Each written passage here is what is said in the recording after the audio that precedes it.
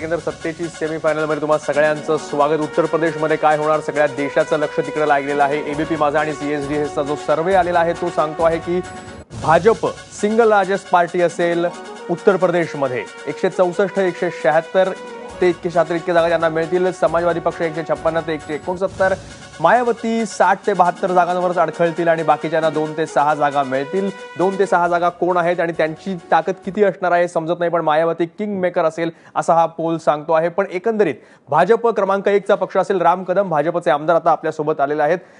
राम कदम, एकंदरीत पंतप्रधान मोदींनी वाराणसीमध्ये ठिय्या मांडणं, यापूर्वी एखाद्या पंतप्रधानांनी एखाद्या राज्यासाठी घेतलेल्या नसतील इतक्या सभा त्यांनी तिथून घेणं, प्रतिष्ठेचा प्रश्न करणं, याच्यामुळे तुम्ही क्रमांक 1 ची पार्टी तर होतात पण बहुमतापासून काही पावलं अलीकडेच अडखळतात। काही नाही, जास्तच थोडीशी। आपली पहिली प्रतिक्रिया काय? नाही, कसं आहे की वेगवेगळ्या वाहिन्यांवर वेगवेगळे निकाल दाखवले जात आहेत। मी आता काही वेळापूर्वी इंडिया टीव्ही पाहत होतो, त्यात 210च्या वर भाजपला जागा उत्तर प्रदेशमध्ये मिळत आहेत अशा प्रकारचा त्यांचा तो प्री पोल निकाल आहे। तर त्याच्यामुळे आता फार कमी तास उरलेत, आपल्याला लगेचच कळेल, काही तासाच्या नंतर कळेल की कोण सरकार बनवतंय नाही बनवतंय। पण मी या एकंदरीत आपण जे एक्झिट पोल दाखवत आहात त्याच्याकडे मी सकारात्मक दृष्टिकोनातून या अर्थानं पाहतो की जर आपण 2012चे निकाल पाहिले उत्तर प्रदेशचे, तर 2012च्या तुलनेत, आणि हा आपला तुमचा निकाल आपण 2 मिनिटांसाठी गृहीत धरू की तो बरोबर आहे।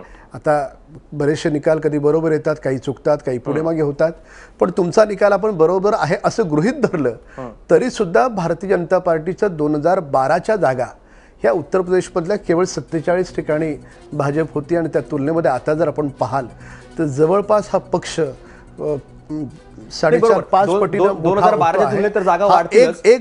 एक भाग पण तुमचा निकाल काही असला तरी उत्तर प्रदेशमधले काही आमचे पक्षाचे ज्येष्ठ नेते आहेत, आताही आमच्या राष्ट्रीय महासचिवांबरोबर मी कुठल्या कार्यक्रमासाठी होतो त्यांच्याशी चर्चा झाली, तर तिथली जी स्थानिक गणितं आहेत आणि ज्या पद्धतीचं भारतीय जनता पार्टीकडे लोकांचा पाहण्याचा कल असेल किंवा नोटबंदीचा खाली जनमानसात झालेला सकारात्मक प्रयोग असेल, या सगळ्या गोष्टीमुळे मला असं वाटतं निश्चितपणे त्या ठिकाणी त्रिशंकू वगैरे अशी काही स्थिती येणार नाही। भारतीय जनता पार्टी सरकार बनवेल। 2012 पेक्षा जागा वाढतात यात काही शंकाच नाहीये, पण 2014 मध्ये येऊन गेलेला आहे, मोदी लाट या देशामध्ये येऊन गेलेली आहे। 72 खासदार त्या राज्यातून तुमचे आलेले आहेत। ते जर आकडे धरले तर 337 विधानसभेच्या जागा तुमच्या खिशात आता असायला पाहिजे होत्या, पण गेल्या 2.5 वर्षात त्या लांब गेलेल्या असं दिसतंय। राहुल गांधी आणि अखिलेश यादव एकत्र आले आणि त्यांनी मोदींचा हा रथ अडवला का असं या आकड्यांवरून म्हणायचं? असं नाही म्हणता येणार की ज्या वेळेस हे 3 पक्ष ज्यांनी कधी एकमेकांचं ज्यांना कोणत्याच अर्थानं पटत नाही, बीएसपी असेल, समाजवादी पार्टी असेल, काँग्रेस असेल, अनेक बाबतीमध्ये यांच्यामध्ये वाद होते, पण भारतीय जनता पार्टीची या तिन्ही पक्षांनी एवढी धास्ती घेतली की राजकीय आवश्यकता म्हणून तिन्ही पक्ष एकत्र आले। आणि ज्या वेळेस हे तिन्ही पक्ष सॉरी हे दोन्ही पक्ष आणि हे दोन्ही पक्ष ज्यावेळेस एकत्र येतात तर त्यावेळेसच हे कुठेतरी सुस्पष्ट आहे की भारतीय जनता पार्टीची यांना भीती वाटत होती, आणि त्याप्रमाणे आता जे निकाल दिसत आहेत हे पूर्णपणे भाजपच्या बाजूचे निकाल आहेत, आणि निश्चितपणे भाजप त्या ठिकाणी सरकार स्थापन करेल, आमचं सरकार त्या ठिकाणी येईल। आणि जे आपण म्हणालात की लोकसभेच्या वेळची स्थिती आणि विधानसभेच्या वेळची स्थिती ही प्रत्येक वेळेस त्या ठिकाणचे चेहरे, त्या ठिकाणचे स्थानिक मुद्दे याच्यावर अनेक ठिकाणी वेगवेगळं जनमत असू शकतं। महाराष्ट्रातही तेच आपल्याला पाहायला मिळतं। कदम साहेब, मला तुम्हाला हे विचारायचं आहे की साधारणतः 50% निकाल खाली येतो, त्याचवेळी आपण महाराष्ट्रात बघतोय की देवेंद्र फडणवीस यांच्या नेतृत्वाखाली मात्र पक्षाला यश मिळते, तसं यश दिसत नाही ना। म्हणजे 337 जागांवरती भारतीय जनता पक्ष 2014ला आघाडीवर आहे, तो थेट समजा अगदी आपण धरून चालू हा नाही जो सगळ्यात मोठा आकडा आहे तुमचा, तो 210चा आहे सर्वेतला, तरी सुद्धा साधारण 125 सीटा खाली येणं, तर हे कशामुळे झालं असेल असं तुम्हाला वाटतं? एकीकडे महाराष्ट्रात मात्र चांगली स्थिती दिसते, म्हणजे ज्या जागा तुम्हाला विधानसभेत मिळाल्या होत्या तेच चित्र तुम्हाला स्थानिक स्वराज्यामध्ये सुद्धा थोड्या बहुत फरकाने दिसते, म्हणजे मुंबईत सुद्धा दिसलं किंवा जिल्हा परिषदांमध्ये सुद्धा दिसलं। मात्र उत्तर प्रदेशमध्ये तसं दिसत नाही की 72 जागा म्हणजे साधारण 337 जागा, 335 ते 337, आणि इथे मात्र एकदम मॅक्स टू मॅक्स 210, या सर्वेप्रमाणे तर 164 ते 176, म्हणजे अगदी 176 धरू। एवढा फरक का पडला असा? एवढा फरक नाही, कसं आहे की ते एक हत्ती आणि 7 आंधळे अशी आपल्याला एक गोष्ट माहीत आहे की प्रत्येक आंधळ्या व्यक्तीनं वेगवेगळं हत्तीचं केलेलं वर्णन तर त्याच्यामुळे आपण जे म्हणतात त्या मताशी मी निश्चितपणे काही अंशी सहमत आहे, पण पूर्ण सहमत नाही. हे खरं आहे की देवेंद्र फडणवीस साहेबांच्या नेतृत्वाखाली महाराष्ट्रामध्ये ज्या ज्या निवडणुका झाल्या, अगदी कालपरवाच्या स्थानिक स्वराज्य संस्थांच्या देखील, त्या प्रत्येक गोष्टीमध्ये भारतीय जनता पार्टीची सरशी झालेली आहे आणि ते पूर्णपणे श्रेय देवेंद्र फडणवीसजी यांचं, सगळ्या कार्यकर्त्यांची मेहनत, मोदीजींचं नेतृत्व, या सगळ्या गोष्टींना आहे. उत्तर प्रदेशमध्ये देखील आपण याला सरशीच म्हणावी लागेल. आपण जे पूर्णपणे तिथे जोडतात, तर त्या ठिकाणची जी विधानसभेमध्ये त्या ठिकाणी अखिलेश सिंग मुख्यमंत्री होते, बाकीची परिस्थिती आहे, अशा सगळ्या गोष्टींकडे आपल्याला पाहावं लागेल.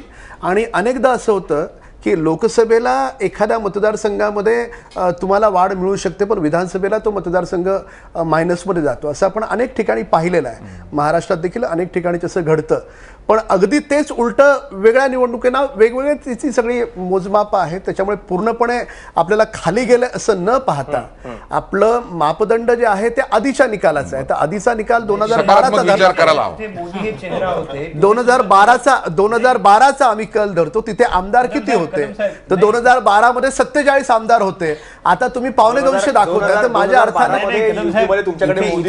इथे माझा प्रश्न हा आहे की इथे कोणी चेहरा नव्हता, इथे मोदी चेहरा होते. तुम्ही मोदींच्या चेहऱ्यावर ही निवडणूक लढवली, तर तो करिश्मा कुठे कमी झालाय का?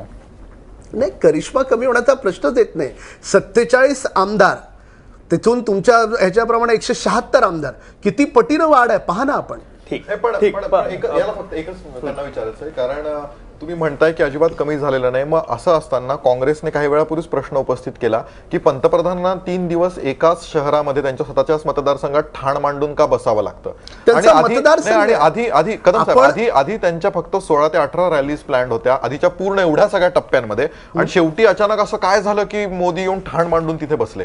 म्हणजे मग शेवटी लक्षात आलं की हातातनं निवडणूक चालली आहे की हा तुमचा पत्रकारितेतला चिकित्सक दृष्टिकोन आहे. अनेकदा आपण पाहिलं की सोनिया गांधी असतील, राहुल गांधी असतील, अनेक ठिकाणी ठाण मांडून बसतात. त्यांचं जेव्हा सरकार होतं तेव्हा त्यांचे पंतप्रधान जाऊन ठाण मांडत होते. आता आपल्या माननीय पंतप्रधानांचा मनमोहन सिंग कुठेही ठाण मांडून बसले नाहीत. तुमचा दोष आहे. नसतील बसले असतील तो तुमचा दोष आहे. आता मनमोहन सिंग पंतप्रधान होते, पण ते कधी स्टार कॅम्पेनर झाले नाहीत भाजप काँग्रेससाठी, हे तर आपण मान्यच करायला ठाण नाही मांडून बसले. 3 दिवस कुठे एका पार्लमेंटरी कॉन्स्टिट्युन्सीमध्ये जाऊन बसले नव्हते मनमोहन सिंग. तो मतदार मुळामध्ये तो मतदारसंघ माननीय पंतप्रधानांचा आहे. ते काशी विश्वनाथाचं पवित्र तीर्थक्षेत्र आहे. आणि एखाद्या प्रचाराला पंतप्रधान जाणं, पक्षाचे प्रमुख म्हणून जाणं, याच्याकडे आपण सकारात्मक दृष्टीने पाहिलं. याला कोणी अडवलं होतं? या प्रश्नाचं एक फक्त बोलू द्या, एक फक्त बोलू द्या. मला फक्त एक सांगा, काँग्रेसला किंवा ह्या बाकीच्या पक्षाला कुणी अडवलं होतं? त्यांनी जाऊन बसायचं होतं. यांच्याकडे कसा चेहराच नाही जाऊन बसायला, हे यांचं दुर्दैव असेल. आमचे जे चेहरे आहेत, आमच्याकडे आमचा चेहरा जाऊन चेहऱ्याला गरज नाही तिथे थांबावंच बसायची. आमचा चेहरा आहे, आमचा चेहरा जाऊन चेहऱ्याला एका पार्लमेंटरी कॉन्स्टिट्युन्सीमध्ये 3 दिवस बसायची गरज नाही. आमचा प्रश्न आहे. मोदींनी वाराणसीमध्ये ठाण मांडलं. एक अशी जागा होती की जिथे वास्तविक राहुल गांधींनी किंवा गांधी फॅमिलीतले आणि कोणती ठाण मांडून बसायची जागा होती, कारण तो थोडा चिंतेचा भाग होता. तो म्हणजे अमेठी आणि रायबरेली. पार्थ, तू तिथं होताच निवडणुकीच्या काळामध्ये. तिथली परिस्थिती मागच्या लोकसभा निवडणुकीत सुद्धा आणि विधानसभा निवडणूक सुद्धा दयनीय झाली. जरी तो गांधींचा बॅस्टन म्हटलं तरी यंदा परिस्थिती काय होती? आपले आकडे असे दाखवतायत की समाजवादी आणि काँग्रेस एकत्र येऊन सुद्धा त्या फेजमध्ये परत बीजेपी तिथं सरशी करताय, काय त्यांना फायदा होत नाहीये. सरळ सरळ कारण म्हणजे तिकडे 4 ठिकाणी 10 पैकी 4 ठिकाणी काँग्रेस आणि समाजवादी पार्टी एकमेकांच्या विरुद्धच लढत आहेत. म्हणजे उचाहार सारखी कॉन्स्टिट्युएन्सी असेल, तिकडे मी काँग्रेसचा स्लोगन ऐकला की यूपी को ये साथ पसंद है लेकिन उचाहार को हाथ पसंद है, असं हा, कारण की तिकडे निगोसिएशन झालेले नाही आहेत. तिकडे समाजवादी पार्टीने 2012 साली चांगलं हे केलं होतं, पण ते काँग्रेसचे जवळपास 7 त्यांच्याकडे आले. करेक्ट. आणि काँग्रेसचं ते बॅस्टियन आहे, त्यामुळे ते निगोशिएट करू शकले नाहीत. आणि 4 ठिकाणी ते जर का एकमेकांविरुद्धच लढत असतील तर ऑब्व्हियसली त्याचा फायदा बीजेपीला होणार. दुसरी गोष्ट म्हणजे अमेठी हे अत्यंत काय म्हणतात त्याला, नरेंद्र मोदींची पॉप्युलॅरिटी आहे अमेठीमध्ये. एका रिमोट गावात गौरीगंज नावाची कॉन्स्टिट्युएन्सी आहे, तिथे मी गेलो तेव्हा मी 20 वर्षाच्या मुलीला विचारलं की तू कोणाला वोट करणार, तर ती म्हणाली की मी मोदीला वोट करणार. का मोदींना वोट करणार, तर म्हणाली त्यांनी गुजरात डेव्हलप केलंय. ती मुलगी अमेठीच्या बाहेर कधी गेलेली नाही. म्हटलं तुला कसं माहिती की गुजरात त्यांनी डेव्हलप केलंय? त्यावर तिने सांगितलं की माझा भाऊ माझ्या आईला व्हॉट्सअपवर आलेले गुजरातचे फोटोज दाखवत होता, ते मी बघितले आणि तशी डेव्हलपमेंट मला उत्तर प्रदेशमध्ये बघायची आहे. सो बीजेपीचा जो रीच आहे तो कमेंडेबल आहे, त्यात काहीच डाऊट नाही. दर संडेला एक सेकंड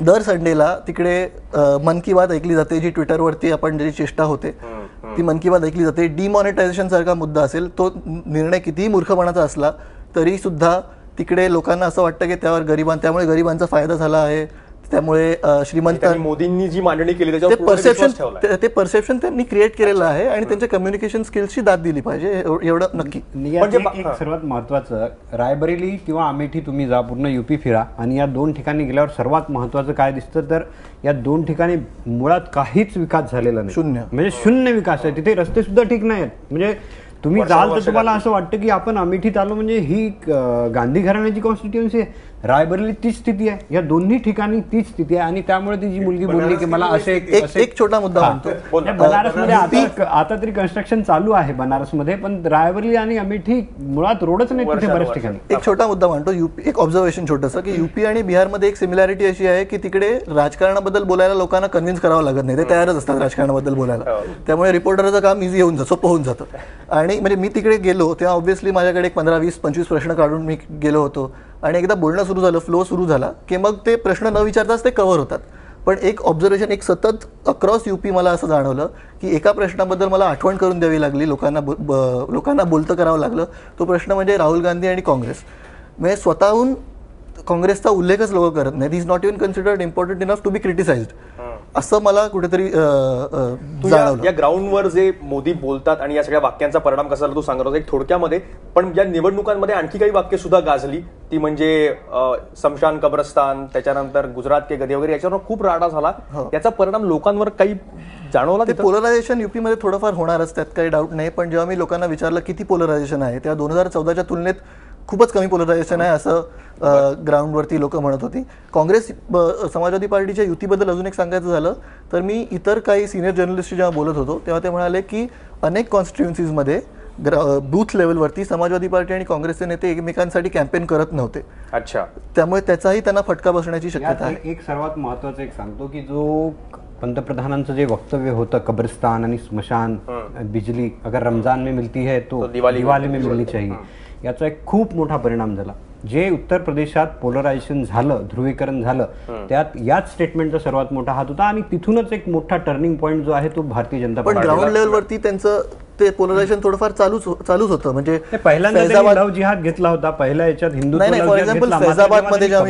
घेतला, कब्रस्तान आणि बिजलीचा मुद्दा घेतला, रमजान दिवाळी, त्याचा एक मोठा फरक जो आहे तो तिथे. आणि हे नाकारता येऊ शकत नाही. उत्तर प्रदेशचा इतिहास जर बघितला, शेजारच्या बिहारचा पण बघितला, ते म्हणजे पोलरायझेशन, ध्रुवीकरण करून वर्षानुवर्ष अनेकांनी तिथं सत्ता मिळवलेली आहे. यंदाची निवडणूक त्याला अपवाद होती किंवा नव्हती, किंवा जर अपवाद ठरली नसेल तर ध्रुवीकरण कसं आणि कशा प्रकारात झालं याच्यावर आपल्याला जास्त विश्लेषण करायचं आहे. जे आत्ता आकडे येतील, ते जे अंतिम आकडे येतील 11 तारखेला, त्याच्यावरून तर सगळं चित्र स्पष्टच होणार आहे. अजून एक गोष्ट, आता आपण या पुढच्या टप्प्यामध्ये जेव्हा चर्चेत येऊ त्यावेळेस मुख्य वेगवेगळ्या विषयांवर बोलूयात. सगळ्यात प्रश्न म्हणजे अखिलेश आणि राहुल हा फॅक्टर यंदा काही चाललेला आहे किंवा नाही, या मुद्द्यावर आपण बोलूयात. पण एका छोट्याशा ब्रेकनंतर तुम्ही पहा सत्तेची सेमीफायनल फक्त एबीपी माझावर.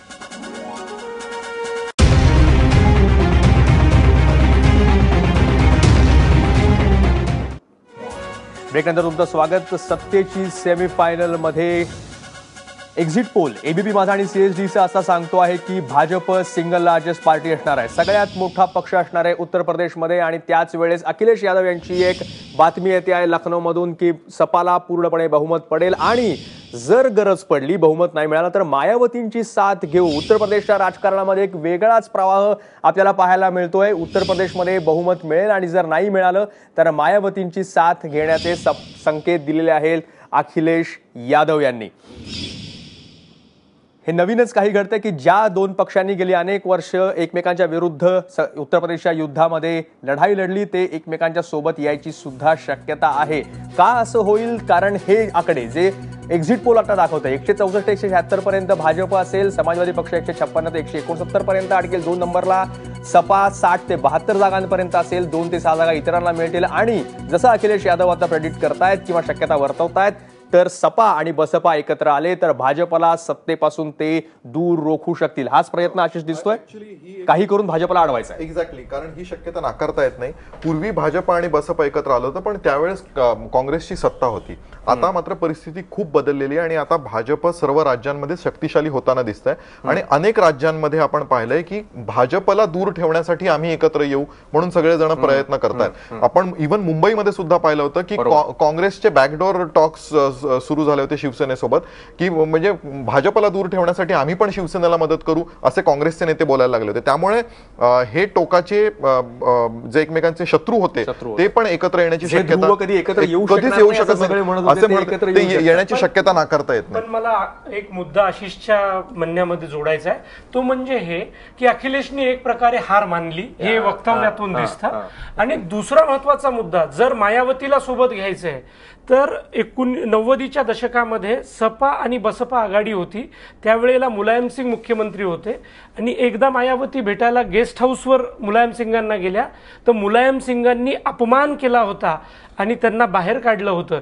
त्यासाठी बुवा मायावतीची माफी मुलायम सिंग आणि अखिलेश मागणार का, तरच मायावती विचार करू शकते सपासोबत जाण्याचा. अन्यथा हे हवेतले तर्क ठीक है, दिल बहलाने के लिए गालिबे ख्याल अच्छा है, लेकिन जमीन लखनऊ ये दिखता जरूर नहीं है. नहीं, लेकिन मैं इससे सहमत नहीं हूँ. मुझे लगता है कि ये 2019 के लिए बहुत इंपॉर्टेंट पॉलिटिकल मूव है और अखिलेश ने पहले भी कहा था कि बुआ को मैं चाय पीने के लिए बुलाना चाहता हूँ. और सबसे बड़ी बात यह कि अखिलेश के घर में जब फूट पड़ी हुई है तो वो अगर बाहर जाके अपने नए रिश्ते बनाता है तो वो बहुत एक इम्पॉर्टेंट और एक महत्वपूर्ण उसका ये कदम है. और ये उसको अखिलेश को यूपी की राजनीति में जिंदा रखेगा, क्योंकि वही एक आदमी होगा जो कि कांग्रेस के साथ भी जाने को तैयार हुआ, बीएसपी के साथ भी, क्योंकि अब जो फ्लेक्सिबल होगा वो राजनीति में रहेगा. क्योंकि गैर कांग्रेसवाद जो था वो एक रणनीति थी और स्ट्रेटेजी थी. So this is also strategy. Anurag ji के एक इस मुद्दे से जोड़कर है, यदि अखिलेश बुवा मायावती के साथ जाता है त्याच वेळेला शिवपाल मात्र अखिलेशची साथ सोडून देऊन भाजपासोबत सुद्धा जाऊ शकतो. हे समीकरण लक्षात घेतलं समाजवादी पक्ष आता जरी अखिलेशच्या ताब्यात असला असं वाटत असलं तरी सुद्धा तो फुटण्याची शक्यता निर्माण होऊ शकते पुन्हा एकदा निवडणुकीनंतर. पण एक छोटासा मुद्दा मांडायचा होता की जी घरातली जी भांडणं आहेत त्याचा अखिलेश यादवला खूप फायदा झाला आहे असं लक्षात येतं. जेव्हा लोकांची मी बोलतो तेव्हा ते असं म्हणतात की जी कामं झाली उत्तर प्रदेशमध्ये त्याचं क्रेडिट अखिलेशला देतात, पण जे ड्रॉबॅक्स आहेत स्टेटचे त्याचा दोष मात्र मुलायम सिंग आणि शिवपाल यादव यांच्यावर पडतो. त्यामुळे अखिलेश यादव यांची पर्सनल इमेज यातनं खूप चांगली. पण सप्रासाहेब, ही जी शक्यता अखिलेश यादव बोलून दाखवत आहेत, कारण याच्यामध्ये जर अशी शक्यता असेल तर काँग्रेस सुद्धा महत्वाचा भाग येईल, कारण सपा आणि काँग्रेस एकत्र लढले होते. तुम्हाला अशी शक्यता वाटते का? काँग्रेस प्रयत्न करेल का समा आणि बसपाला एकत्र आणण्यासाठी? अखिलेश तयार दिसत आहेत भाजपला दूर ठेवण्यासाठी. अनुराग जी जे बोलले माझी सहमती आहे. म्हणजे हा एक मोठा पाऊल उचलला अखिलेशनी. म्हणजे बसपा आणि काँग्रेस हे तिघे पार्टी म्हणजे एकत्र आले तर येणाऱ्या 2019 मध्ये म्हणजे वेगळं चित्र होईल देशात. मी सांगतो देशात, फक्त यूपी नाही, देशात वेगळं चित्र होईल. बिहारमध्येही हा एक घडला होता, एक प्रमाण आपण बघितलेला आहे. हा दुसरा होईल आणि ह्याच्या पुढे 2019 साठी वेगळं चित्र निर्माण होईल. त्यांनी आधीच केलं असतं तर त्यांच्या जागा वाढू शकल्या असत्या. म्हणजे जर सपा बसपा आणि काँग्रेस हे जर आधीच एकत्र आले असते तर आता खूप वेगळे आकडे असले असते. नाही, ते आता पाहू. 11च्या नंतर हे आपल्याला बोलता येईल. कदाचित 11 तारखेला आमच्या 200च्या वर गेले, मग तसं चित्र निर्माण होणं शक्य आहे. भाजपचे जाऊ शकतात पण म्हणजे रामकदम पण म्हणजे येणारच नाही. कदम साहेब आता भाजपला बहुमत मिळण्यापासून पर्यायच उरलेला नाही आणि कदाचित यांनाही बुवाची गरज लागेल. मी एक मिनिट जाईल कदाचित. या चर्चेवर आपण कायम राहणार आहोत. जो अखिलेश यादव यांनी एका प्रकारचा गुगली टाकायचा प्रयत्न केला, एक नवीनच समीकरण उत्तर प्रदेशात तयार होऊ शकते. थोडा वेळ थांबूया.